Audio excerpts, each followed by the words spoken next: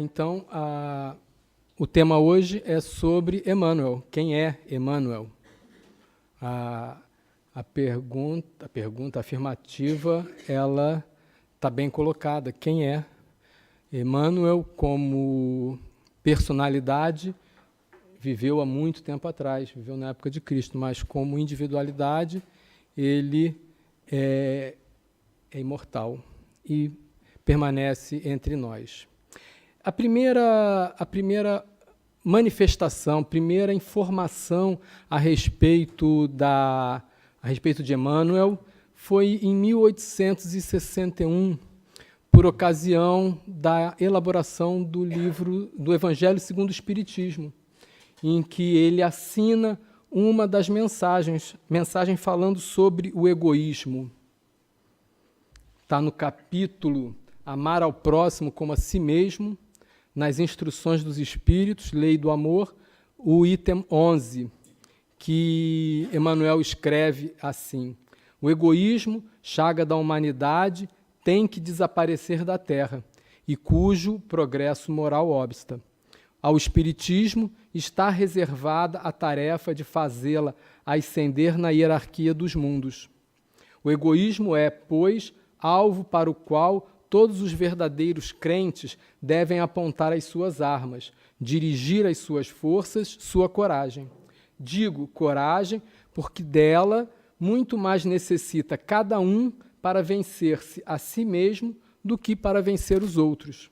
Cada um, portanto, empregue todos os esforços a combatê-lo em si, certo de que este monstro devorador de todas as inteligências, esse filho do orgulho, é causador de todas as misérias do mundo terreno. É a negação da caridade e, por conseguinte, o maior obstáculo à felicidade dos homens. E ele continua dizendo que Jesus vos deu o exemplo da caridade e Pôncio Pilatos o do egoísmo, pois quando o primeiro, o justo, vai percorrer as santas estações do martírio, o outro lava as mãos, dizendo: que me importa? Animou-se a dizer aos judeus: este homem é justo, por que o quereis crucificar?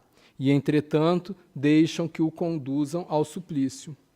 E conclui assim: é a esse antagonismo entre a caridade e o egoísmo, a invasão do coração humano por essa lepra, que se deve atribuir o fato de não haver ainda o cristianismo desempenhado por completo a sua missão. Cabe-vos a vós, nossos apóstolos da fé, que os espíritos superiores esclarecem o encargo e o dever de extirpar esse mal, a fim de dar ao cristianismo toda a sua força e desobstruir o caminho dos pedrouços que lhe embaraçam a marcha. Expulsai da terra o egoísmo, para que ela possa subir na escala dos mundos, porquanto já é tempo de a humanidade envergar sua veste viril, para que se cumpra que primeiramente os pilares de vossos corações. Então ele foi muito feliz com essa mensagem, importantíssima, porque o orgulho é uma das primeiras causas de permanecermos nesse estágio de inferioridade, seguido do orgulho. O egoísmo, como ele diz, impede a evolução do planeta. Ele é um obstáculo à felicidade dos homens. Isso quer dizer que nós não conseguimos, nós não poderemos ser verdadeiramente felizes enquanto estivermos munidos do egoísmo. Ele diz também que o egoísmo é combatido pela caridade, porque a caridade é o antagonismo do egoísmo, ou seja, só com a prática da caridade é que nós conseguimos libertar do egoísmo que nós temos em nós. Também diz sobre a importância de extirpar o egoísmo de nós. Por quê? Eu não consigo fazer com que o outro deixe de ser egoísta. Eu consigo fazer com que eu deixe de ser egoísta. Chico Xavier, quando foi indagado a Emmanuel a respeito dessa mensagem, se esse Emmanuel era o Emmanuel que lhe ditava todas aquelas obras que nós temos conhecimento, o Chico diz: creio que sim, eu conservo para mim a certeza de que ele, Emmanuel, terá participado da equipe que colaborou na estrutura da codificação da doutrina espírita. A mensagem intitulada O Egoísmo, em que se faz referência a Pilatos, é de autoria do nosso benfeitor espiritual. Não tenho dúvidas a esse respeito. E uma coisa interessante, quando Emmanuel, nesta mensagem, fala aquela passagem de Jesus e Pilatos que lava a mão, como nós veremos mais um pouquinho adiante, Emmanuel estava presente lá. Foi uma existência em que ele estava vivendo. Ou seja, ele presenciou de corpo encarnado a esse acontecimento. Então, veja bem que ele não fala simplesmente por conhecer, não, ele fala porque vivenciou. Então, nós sabemos que Emmanuel é o mentor espiritual, é o guia, é o apóstolo mediúnico do Chico Xavier. Ele é autor espiritual de uma série de livros, segundo o lugar onde eu li, 118, entre eles romances, livros de aconselhamento espiritual, livro de exegese bíblica, e declaradas, de conhecimento nosso, ele tem 11 encarnações, que nós vamos ver logo a seguir. O primeiro contato que houve entre os dois foi em 1931. Chico já havia iniciado na vida mediúnica, ele já trabalhava mediunicamente quando teve contato com Emmanuel. Ele orava à beira de uma fonte, à beira de uma represa, e ele percebeu uma luz em forma de cruz e viu um senhor vestindo uma túnica sacerdotal. Nesse momento, acontece aquele famoso diálogo que nós vamos recordar agora. Emmanuel pergunta a Chico, está mesmo disposto a trabalhar na mediunidade? Quando Chico responde, sim, se os espíritos não me abandonarem. Então, você não será desamparado, mas para isso é preciso que trabalhe, estude e se esforce no bem. O senhor acredita que eu estou em condições de aceitar o compromisso? E Emmanuel diz-lhe, perfeitamente, desde que você respeite os 3 pontos básicos para o serviço. Então, quando Chico pergunta qual é o primeiro ponto, Emmanuel responde, disciplina. E o segundo ponto, disciplina. E o terceiro, disciplina, é claro. Então, Chico concorda e o Emmanuel, que ainda lhe era estranho, responde e fala, temos algo a realizar, 30 livros para começar. Então, antes dele começar o seu trabalho, junto com Emmanuel, ele escreveu 30 livros, foi orientado para fazer isso. E quando Emmanuel é questionado sobre a sua identidade, quando lhe pergunta sobre a identidade dele, ele diz para o Chico, descansa, quando te sentires mais forte, pretendo colaborar igualmente na difusão da doutrina espírita. Tenho seguido sempre os teus passos e só hoje me vês. Na tua existência de agora, mas os nossos espíritos se encontram unidos pelos laços mais santos da vida, e o sentimento afetivo que me impele para o teu coração tem as suas raízes na noite mais profunda dos séculos. E, efetivamente, Chico declarou que, nesse primeiro contato que eles tiveram, ele sentiu uma presença muito forte, ele sentiu uma emoção muito forte, como se fossem 2 almas intimamente ligadas. E não é surpresa para nós. O trabalho que eles desenvolveram mostra-nos que eles têm uma ligação muito forte. Numa entrevista, o Chico deu uma manifestação sobre a impressão que ele tinha de Emmanuel, que está num livro, e ele falou, Emmanuel tem sido para mim um verdadeiro pai na vida espiritual, pelo carinho com que ele me tolera as falhas e pela bondade com que repete as lições que devo aprender. Então, tal é o carinho. essa declaração mostra a afeição que ambos nutrem. Eu achei estranho, porque no filme que fala sobre a vida de Chico, o diretor do filme retrata Emmanuel um pouco rabugento. Não sei se vocês lembram, né? Meio rude até, meio disciplinador, melhor dizendo. Tem uma passagem em que Emmanuel estava se dirigindo para São Paulo no avião, se eu não me engano, para o programa Pinga Fogo, e o avião passa por uma turbulência, alguma coisa assim. Emmanuel se apavora e começa a gritar. Chico Xavier se apavora, começa a gritar, e aí Emmanuel aparece e fala para ele ficar quietinho, que ele não deveria importunar os outros passageiros. A forma como o diretor colocou Emmanuel naquela cena ficou meio forte. Mas nós sabemos, e principalmente por essa declaração de Chico, que eles tinham uma afeição muito grande, e é óbvio que sim. Falando então das encarnações que nós temos conhecimento, todas elas estão apontadas em algum livro. A primeira encarnação que se tem conhecimento foi no século IX a.C., consta no livro Deus Conosco. Esse livro foi publicado após a morte de Chico. Esse livro é uma coletânea de passagens, de mensagens que ele recebeu e que foram compiladas após a sua morte e organizadas nesse livro. Então, nessa existência, ele foi Simas, ele foi grão-sacerdote do templo de Amon-Ra, em Tebas, lá no Egito, e ele foi reitor de uma escola, da escola de Tânis. Ele foi pai de Semíramis, que viria a ser a rainha do império da Síria, da Babilônia, do Súmer e do Acádio. Esse fato ele também está registrado no livro Semíramis, a rainha da Síria, Babilônia e do Súmer, cujo autor é Camilo Rodrigues Chaves. Então, essa foi a primeira encarnação que nós temos conhecimento, século IX a.C.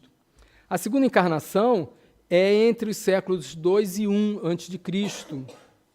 Vemos, então, que existe uma passagem muito grande de tempo, aí, mais de 700 anos, que, naturalmente, ele teve outras existências, apesar de não terem sido declaradas, mas elas foram... Ele viveu alguma existência, muito tempo para ficar sem encarnar. Não acredito que ele tenha ficado esse período todo sem encarnar. Então, nessa existência, ele foi um cônsul romano, Públio Lentulus Cornelius Sura. Ele tinha grande cultura, ele tinha um espírito de liderança, ele era muito impiedoso, ele organizou, junto com Catilina, uma rebelião contra o governo de Roma. Por que ele participou disso? Havia uma profecia que dizia que 3 Cornélios iriam governar Roma. E, nessa época, 2 já haviam sido governadores. Então, ele achava, ele atribuía a si que ele seria o terceiro. Então, ele organizou, junto com Catilina, uma revolução, que foi chamada Revolução de Catilina, para tentar tomar o governo. Mas ele foi traído, as pessoas com quem ele se associou pegaram assinaturas e tudo mais em papéis e entregaram para o governo de Roma. Então, ele foi pego, foi morto por traição. Nessa existência, ele era muito, muito mal, ele tinha o prazer de assistir os seus soldados tirar as vidas dos seus inimigos. Ele presenciava isso. Ele presenciou que seus soldados cegarem as suas vítimas. E, na encarnação seguinte, já na época de Jesus, ele foi Públio Lentulus Cornelius, neto de Públio Lentulus Cornelius Sura. Nessa existência, então, é a existência que ele viveu com o nome Emmanuel. Desculpe, falei besteira. Ele viveu com o nome Cornélios, Públio Lentulus. Essa é a existência que está relatada no livro há 2000 anos. O livro é muito interessante, ele conta vários detalhes a respeito dessa existência. Ele foi bisneto, como eu disse, do Públio Lentulus Cornélio Sura. Ele era um patrício, ele foi senador, e ele teve a oportunidade de encontrar-se com Jesus, porque a filha dele, ela tinha lepra, e por causa do clima, ele foi aconselhado pelos conhecidos dele a ir para a Palestina, porque o clima seria favorável à cura dela. Ele vai para lá e a esposa dele, a Lívia, ela pede para que ele vá pedir para Jesus para que fizesse o milagre da cura dela, porque tomaram conhecimento de que Jesus curava as pessoas. Então ela queria, pediu, e Públio Lentulus foi, mas ele foi à noite, às escondidas, porque ele não queria que a imagem dele fosse manchada, a imagem de senador fosse manchada. Ele deu uma desculpa, mas, de fato, era o egoísmo, a vaidade que não permitiu que ele revelasse o verdadeiro motivo. Quando ele chega próximo de Jesus, Jesus naturalmente que já sabia, e diz para ele que se ele tivesse ido à presença de Jesus à luz do dia, à frente de todos, ele teria poupado grande percurso, mas que ele preferiu ir à noite. E mesmo antes de Públio Lentulus fazer o pedido da cura, Jesus fez a cura e disse-lhe que não era por causa dele, era por causa da esposa e da própria filha, que ela foi curada. Ele também teve seu filho sequestrado com 8 meses. O sequestro foi um acontecimento muito forte, porque quando ele estava chegando na Palestina, ele, orientado pelos seus amigos de que fosse rigoroso com os judeus, que fosse rigoroso com as faltas dos judeus, a carruagem dele recebeu uma pedrada. E Públio Lentulus fez com que fosse açoitado, e a pedido da esposa, ele parou, mas não quis condená-lo à morte, porém fez com que ele fosse levado para as galeras, que, de uma forma ou de outra, o resultado seria o mesmo. Então ele procede dessa forma, e depois vem o pai dele, o pai desse rapaz que jogou a pedra, vem pedir, chega a ficar de joelhos, pedindo para que libertasse o filho. Ele, na hora, não falou nada, depois, pensando bem, achou por bem fazer isso. Só que quando ele foi atrás para encontrar o rapaz já tinha sido vendido pelos soldados como escravo. Então, o pai desse rapaz, André, faz com que o filho dele seja sequestrado e faz do filho escravo. Sequestra o filho e nunca mais o devolve. Ele também sofreu muito com as suspeitas de infidelidade da esposa, porque muitos que queriam prejudicá-lo construíram essa imagem. Criaram situações para que ele viesse a ter essas suspeitas. Por causa disso, ele se afastou, ele passou a manter um casamento de fachada com a esposa, mas ele amava muito a esposa. A esposa sempre aceitando as posições dele e ele nessa postura. Ele também presencia a morte da esposa, porque a esposa ela se tornou cristã e, quando foi assistir uma palestra, foram presos todos e iam ser levados para o circo. Ela, como estava usando roupas de nobre, os soldados ficaram com medo de levá-la e não queriam levá-la. Ela, então, trocou de roupa com a sua escrava, Ana. A escrava relutou, não queria, mas ela impôs porque ela disse que queria morrer não como uma nobre, mas como uma pessoa comum. Então, a escrava dela é libertada no lugar dela e ela morre no circo pelos leões. E quem estava assistindo tudo? Públio Lentulus. Então, ele presencia a morte da esposa.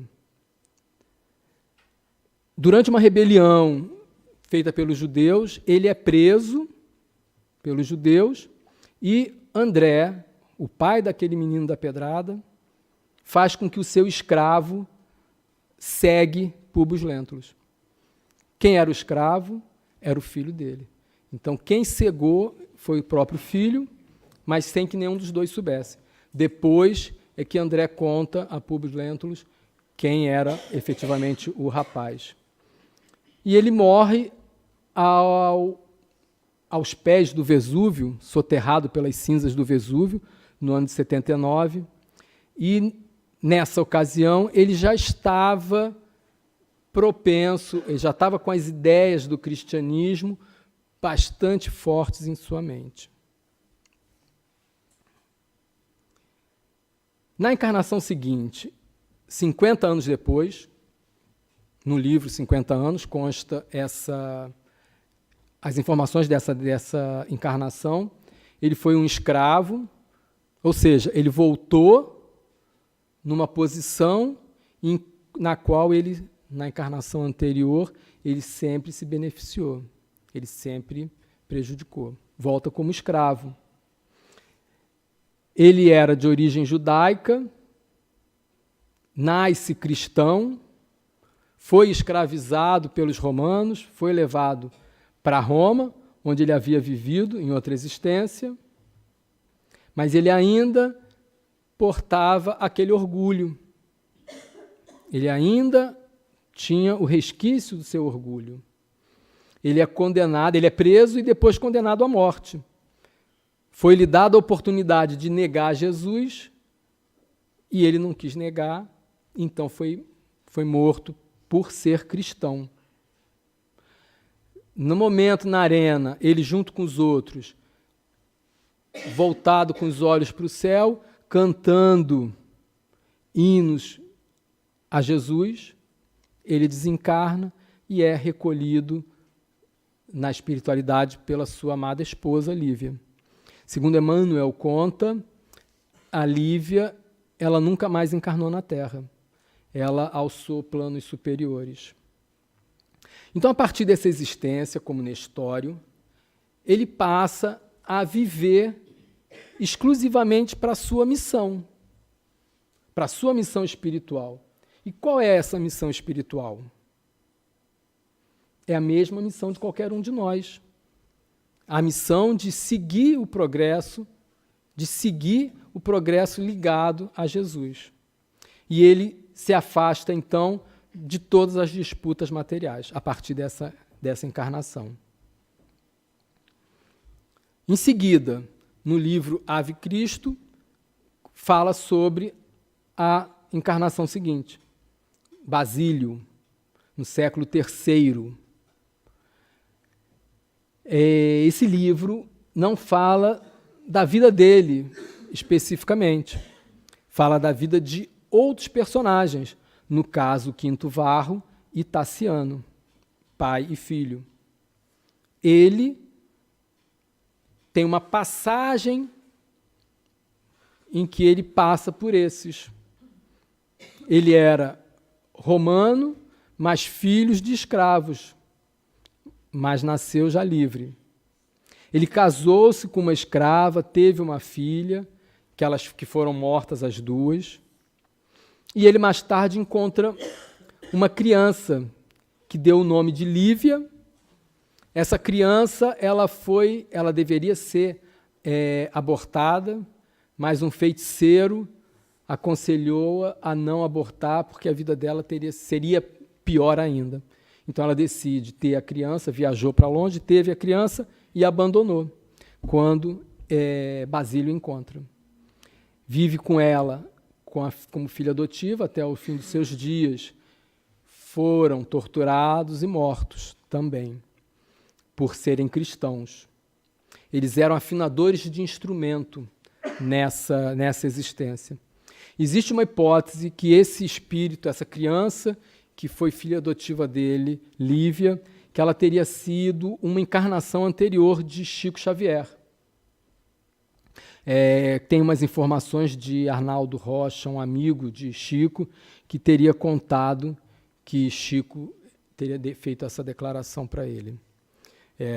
Isso reforça o fato de que eles eram íntimos desde muito tempo. Século III. Depois nós temos uma encarnação em Lyon. Ele foi bispo de Remy. São Remígio foi santificado. Em 439 ele nasceu. Ele nasceu de uma família nobre e religiosa. Ele tornou-se arcebispo aos 22 anos de idade. Muito novo. Os cânones da Igreja Católica prescreviam que só podia ser arcebispo após os 30 anos. Mas por causa da grandeza dele, a forma como ele se expressava, a forma como ele pregava, fizeram com que levassem-o a esse posto de arcebispo, quando o arcebispo de Remy foi morto. E ele não queria aceitar, sendo que uma luz cai do céu e ilumina a sua face. Então todos atribuem um aval divino a isso, e então ele acaba aceitando ser arcebispo. Ele foi considerado o maior orador sacro do Reino dos Francos. Ele também foi considerado o apóstolo dos pagãos, lá nas Galhas, que era o sítio onde depois surgiu a França, nasceu a França. Ele teve um trabalho muito grande na evangelização, sempre com amor ao próximo. Desencarnou aos 96 anos, já por problemas de saúde. Ele contribuiu com a formação do Reino da França. Os reis de França se tornaram católicos por intermédio dele, foram batizados por ele, e ele deixou muitas cartas e sermões escritos. Nós observamos dessas informações que Emmanuel ele já tinha uma ligação muito forte com o cristianismo, o que lhe permitiu essa vivência, o que lhe permitiu essa eloquência, essa postura, essa autoridade como um pregador. E também com relação ao que ele deixou escrito. Nós já vemos, então, desde aquela época, que ele escreveu muito, que nós vamos ver também mais à frente. 439, ele morreu em 535. Em 1517, então, na existência seguinte, declarada, quase 1000 anos depois, então também nós podemos presumir que ele teve alguma existência intermediária. Ele nasceu entre Douro e Minho, nasceu Manuel de Nóbrega, padre que estudou Direito em Salamanca e em Coimbra, depois fez filosofia por Coimbra. Ele foi chefe da primeira missão jesuítica à América. Participou da construção, da fundação de algumas cidades do Brasil, como São Paulo, como Rio de Janeiro, como Salvador. Ele fundou a Vila de São Vicente, que fica em São Paulo. Uma pessoa, um historiador, ele encontrou em documentos assinados por Emmanuel, pelo padre Manuel da Nóbrega, melhor dizendo, assinando, Manuel. Ele deduziu que o seria de hermano, poderia ser de hermano, irmão Manuel. Ele teve uma existência, essa existência foi especialmente muito grandiosa. Ele tem uma biografia, se forem estudar a biografia de Padre Manuel da Nóbrega, verão que é impecável. Ele escreveu algumas obras literárias, como, por exemplo, o Diálogo sobre a Conversão do Gentio, o Caso de Consciência sobre a Liberdade dos Índios, Informação da Terra do Brasil, Informação das Coisas da Terra e Necessidade que há para bem proceder nela, Tratado contra a Antropofagia. Ele teve uma importância muito grande na pacificação dos índios, porque os indígenas eles não aceitavam se tornarem escravos. Então, eles eram guerreiros e havia muita morte, tanto de um lado quanto do outro. Padre Manuel da Nóbrega foi muito importante, então, na pacificação dos índios. Observamos a luta dele contra a escravidão, também nessa existência. Aqui eu coloquei para vós uma ilustração onde aparece ele pacificando os índios tamoios. Ele está de pé, com a mão levantada ali, e ajoelhado está o padre José de Anchieta, então participando da evangelização. Ano passado, 2017, completou mais um centenário de nascimento dele, que ele nasceu em 1517. Acho que foi 18 de outubro, se eu não me engano.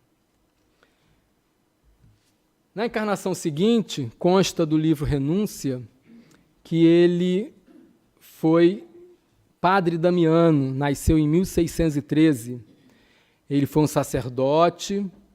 Então, vemos que as existências dele, pelo menos as declaradas, todas voltadas para a transmissão da palavra, a transmissão do Evangelho. Ele foi vigário em Ávila, da Igreja de São Vicente, lutou muito, uma das bandeiras dele foi a luta contra o mercado de escravos. Foi muito dedicado aos outros, ao próximo, era enérgico, era corajoso, era destemido. Nesse livro, A Renúncia, também não conta a história dele, conta a história de um outro espírito. Então, ele é apenas um personagem que passou pela vida desse espírito, Alcione. Ela vivia num plano elevado, num plano superior, em um outro planeta, e encarnou na Terra para prestar auxílio a um grande amor dela. Ela deixou um exemplo, vários exemplos de renúncia, como o título do livro diz. Emmanuel disse a respeito desse livro: este é um livro de sentimento para quem aprecie a experiência humana através do coração. Em particular, fará a todos os que se encontrem encarcerados, sentenciados, esquecidos daquele amor que cobre a multidão de pecados, consoante os ensinamentos de Jesus. Esse padre, as pessoas que estudaram essas encarnações dele contam que ele tinha uma personalidade muito semelhante à de Manuel de Nóbrega. Um fato interessante desse livro, que essa Alcione, ela tinha uma capacidade de amor muito grande e ela dava exemplos de renúncia. Ela era governanta de uma mansão, uma família rica, e ela era amada por todos, pelos filhos do casal, pelo esposo, mas a esposa, a patroa, ela tinha muitos ciúmes dela, ciúmes pelo amor que os outros lhe dedicavam. Ela sentia ciúmes do amor que a família tinha por ela. E ela, por esta razão, maltratava muito Alcione. Maltratava, fazia a vida dela negra. Dava tarefas que não eram pertinentes às suas funções, às suas obrigações. Então, um fato desses que ocorre no livro, que ela chega para Alcione, a patroa, e diz: a lavadeira está doente, vá lavar as roupas. E ela simplesmente diz que sim e vai cumprir a tarefa, mesmo não sendo sua obrigação. Logicamente que nós vemos que isso aumenta a raiva da pessoa. A filha, quando percebe que a governanta estava desempenhando uma atividade que não era dela, se revolta e vai contar para o pai. O pai toma partido da empregada e vai ter com a patroa, com a esposa dele. Para que não houvesse briga, ela faz o quê? Ela afirma que ela é que se ofereceu para aquela tarefa, para auxiliar, porque a empregada, a lavadeira, não estava disponível. Ela seguiu o que André Luiz diz, ser o bombeiro de Deus. Ela podia muito bem criar intrigas, pedir demissão. Eu pediria demissão. Eu não estou aqui para trabalhar para uma pessoa que me dá coisas que não é minha obrigação. Eu pediria. Mas ela não. Ela renunciou a essas coisas, aceitou as tarefas. Ela poderia ter feito intriga com os outros familiares. Ela poderia colocar a família contra a patroa, uma vez que a família amava tanto. Então, ela não fez nada disso. Por causa disso, naturalmente, que ela acaba conquistando a amizade da patroa, no fim da história. Então, nós observamos, como lição, se nós agiríamos como ela agiu. Eu já disse que eu não agiria.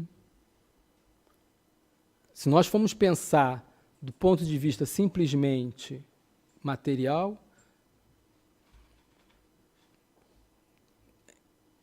essa história dá para nós um exemplo muito grande de como que nós devemos proceder. Mostra para que nós venhamos a nos lembrar de que quando nós tivermos a oportunidade, nós podemos fazer como ela, cada um na sua própria história, naturalmente. Em seguida, no século XVIII, ele nasce em França como Jean-Jacques Tourville.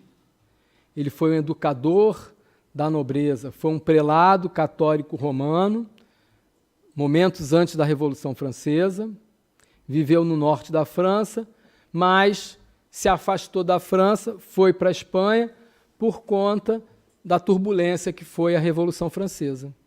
E vive na Espanha até o fim da sua vida. Também está relatado no livro Deus Conosco. Após, entre o fim do século XIX e o início do século XX, ele nasce como um outro padre, Padre Amaro, no Brasil, viveu no norte do Brasil, no estado do Pará, esteve no Rio de Janeiro, passou a sua vida dedicado ao Evangelho de Jesus, teve contato também com Bezerra de Menezes. Eles viveram na mesma época, nessa existência. Em uma psicografia de Chico, que tem o título Sacerdote Católico que Fui, Emmanuel dá detalhes sobre o processo de desencarnação nessa existência. Vocês contaram quantas foram? Pô, tem gente contando. 10, né? Quantas foram? Foram 11? Não, foram 10. A 11ª é essa aqui. Chico relata que Emmanuel renasceria em São Paulo, no Brasil, por volta do ano 2000, que viria para ser educador, queria ter uma vida importante. O fato de ele ter uma vida importante não quer dizer que ele tenha uma vida conhecida, reconhecida publicamente, né? Porque nós podemos fazer muita coisa grande no anonimato. Não sabemos. Ele hoje deve estar ao redor dos 17 anos. Ele deve ter nascido realmente no ano de 2000, porque Chico Xavier, no ano de 2000, numa determinada data desse ano, num desdobramento, ele conta, ao retornar, que ele teria ido a São Paulo presenciar o nascimento de Emmanuel, em 2000. Então, ele deve ter realmente nascido no ano 2000. Ele disse sobre essa encarnação: isso tem sido objeto de conversações entre ele e nós. Ele costuma dizer que nos espera no além para, em seguida, retornar à vida física. Como ele dizia, eles iam trocar de papéis. Ele virá novamente, dentro de pouco tempo, também disse, para trabalhar como professor. E Chico disse que todos nós iríamos reconhecê-lo. Já existe um movimento aí, algumas pessoas querendo investigar quem é essa pessoa, afinal de contas, todo mundo quer encontrar. Já teve um rapaz que atribuíram a ele a identidade de Emmanuel, e todo mundo, quando se apresenta a ele, já diz logo: muito prazer, eu não sou Emmanuel. Mas existem algumas coisas que não batem com a história desse rapaz, apesar de muita gente ter atribuído a ele essa identidade. Por exemplo, ele não nasceu no ano de 2000, eu não me lembro se nasceu um pouquinho antes ou um pouquinho depois. E ele não nasceu no interior de São Paulo, como Chico disse, ele nasceu na capital. Então, contamos 11 encarnações, as declaradas de Emmanuel. Eu deixei para o fim uma carta muito interessante que é atribuída a Públio Lentulus, que teria enviado ao imperador Tibério, fazendo a descrição física de Jesus. Essa carta, ela é apócrifa, ela foi encontrada em Jerusalém e foi levada para a Alemanha. A primeira vez que ela foi publicada foi na Alemanha. E eu vou ler essa descrição, que é muito bela. Então, Públio Lentulus fala: sabendo que desejas conhecer quanto vou narrar, existindo nos nossos tempos um homem, o qual vive atualmente de grandes virtudes, chamado Jesus, que pelo povo é inculcado o profeta da verdade, e seus discípulos dizem que é filho de Deus, criador do céu e da terra e de todas as coisas que nela se acham e que nela tenham estado. Em verdade, ó César, cada dia se ouvem coisas maravilhosas desse Jesus. Ressuscita os mortos, cura os enfermos. Em uma só palavra, é um homem de justa estatura e é muito belo no aspecto. E há tanta majestade no rosto que aqueles que o veem são forçados a amá-lo ou temê-lo. Tem os cabelos da cor amêndoa bem madura, são distendidos até as orelhas e das orelhas até as espáduas, são da cor da terra, porém mais reluzentes. Tem no meio da sua fronte uma linha separando os cabelos, na forma em uso dos nazarenos. Seu rosto é cheio, o aspecto é muito sereno, nenhuma ruga ou mancha se vê na sua face, de uma cor moderada. O nariz e a boca são irrepreensíveis, a barba é espessa, mas semelhante aos cabelos, não muito longa, mas separada pelo meio. Seu olhar é muito afetuoso e grave, tem os olhos expressivos e claros, que o que surpreende é que resplandecem no seu rosto como os raios do sol. Porém, ninguém pode olhar fixo o seu semblante, porque quando resplende, apavora, e quando ameniza, faz chorar. Faz-se amar e é alegre com gravidade. Diz-se que nunca ninguém o viu rir, mas antes chorar. Tem os braços e as mãos muito belos. Na palestra contenta muito, mas o faz raramente. e quando dele se aproxima, verifica-se que é muito modesto na presença e na pessoa. É o mais belo homem que se possa imaginar, muito semelhante à sua mãe, a qual é uma rara beleza, não se tendo jamais visto por essas partes uma mulher tão bela. Porém, se a majestade tua, ó César, deseja vê-lo, como no aviso passado escreveste, dá-me ordens, que não faltarei de mandá-lo o mais depressa possível. De letras, faz-se admirar de toda a cidade de Jerusalém. Ele sabe todas as ciências e nunca estudou nada. Ele caminha descalço e sem coisa alguma na cabeça. Muitos se riem vendo-o assim, porém, em sua presença, falando com ele, tremem e admiram. Dizem que um tal homem nunca fora ouvido por essas partes. Em verdade, segundo dizem os hebreus, não se ouviram jamais tais conselhos de grande doutrina como ensina este Jesus. Muitos judeus o têm como divino, e muitos me querelam, afirmando que é contra a lei de tua majestade. Eu sou grandemente molestado por esses malignos hebreus. Disse que esse Jesus nunca fez mal a quem quer que seja, mas, ao contrário, aqueles que o conhecem e com ele têm praticado, afirmam ter dele recebido grandes benefícios de saúde. Porém, a tua obediência estou prontíssimo. Aquilo que tua majestade ordenar será cumprido. Vale da majestade tua, fidelíssimo e obrigadíssimo, Públio Lentulus, presidente da Judéia, Lindicione sétima, Luna secunda. A história não encontra referência a um Públio Lentulus que tenha passado pela Judéia. Mas isso, de certa forma, é natural, porque como nós vimos na passagem do livro há 2000 anos, Emmanuel, o Públio Lentulus foi para a Palestina às escondidas. Ele não queria que fosse divulgada a sua ida, porque a filha, por ter lepra, era, de certa forma, escondida. As pessoas que tinham lepra eram muito escondidas naquela época. Como o irmão Fernando disse outro dia, que aqui eram os loucos. As pessoas escondiam os loucos nas casas para que não fossem vistos. Então é natural que Públio Lentulus tenha ido para a Palestina escondido, incógnito, anônimo.